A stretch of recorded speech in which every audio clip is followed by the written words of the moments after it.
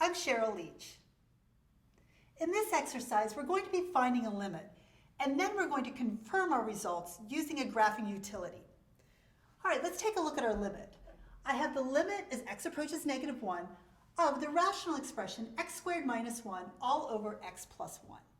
Now, when I try to evaluate a limit, usually the first thing I try is direct substitution. But in this case, when I directly substitute -1 in, I'm going to end up with 0 divided by 0, which is an indeterminate form. That will never be an answer to your problem. In fact, if you think about it, as x approaches -1, that denominator is going to 0. You're not allowed to use your limit laws that talk about taking the limit of a rational function if that denominator is 0. Okay, well now I know that I can't do direct substitution, so what do I do? Well, one way of looking at it is I want to take this expression and find another way to write it. Well, let's take a look at that expression. X squared minus 1 all over x plus 1. How could I rewrite it?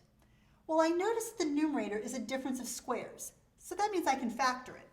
And this is going to factor into the quantity x plus 1 times the quantity x minus 1. And it's all divided by x plus 1. Now I notice there's a common factor. Both the numerator and the denominator have a factor of x plus 1. So those will cancel, and I'm left with x minus 1. But only if x is not equal to -1. Notice what happens when x does equal -1. X minus 1 is the same thing as -2, but my original expression is undefined. So it's not the same thing when x is -1. Every other value, you're going to get the same answer for both pieces. Okay, now that I've discovered a way of rewriting it, let's go ahead and take a look at my limit. Now, I can't exactly replace x squared minus 1 over x plus 1 with x minus 1 because of this issue. However, remember what a limit is. A limit asks what happens as x gets close to -1.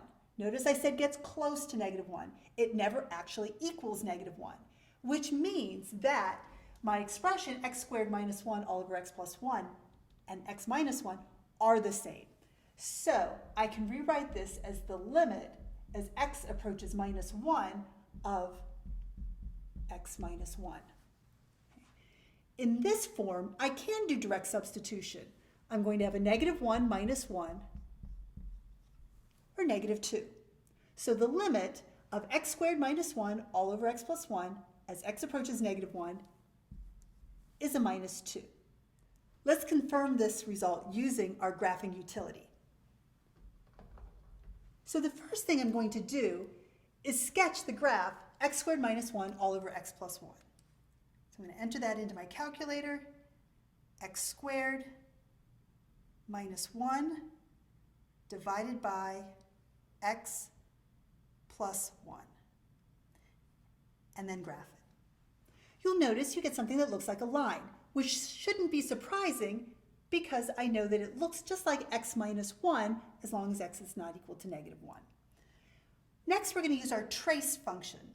So if you use the trace key, and then you can toggle along that line and notice that the closer you get to -1 for your x value, the closer the y value gets to -2. And it doesn't matter whether you're approaching from the left-hand side or the right-hand side. Either way, you're getting closer and closer to -2. Now, something interesting, using your graphing utility, you can also evaluate x squared minus 1 all over x plus 1 when x equals -1. So we'll use our calculate our value, and we'll say, what's the value when x equals -1? And when I enter that in, you'll notice that it comes back with y equals, and then it's left blank. That's because the function does not have a value at that point. It's undefined. It's a little tricky on a graphing utility because oftentimes when it graphs a line, you won't notice that there's a hole or a missing point on that line. And that's exactly what's happening because this function and x minus 1 are exactly the same thing, except this one has a hole in it at -1. Your graphing utility doesn't always pick that up.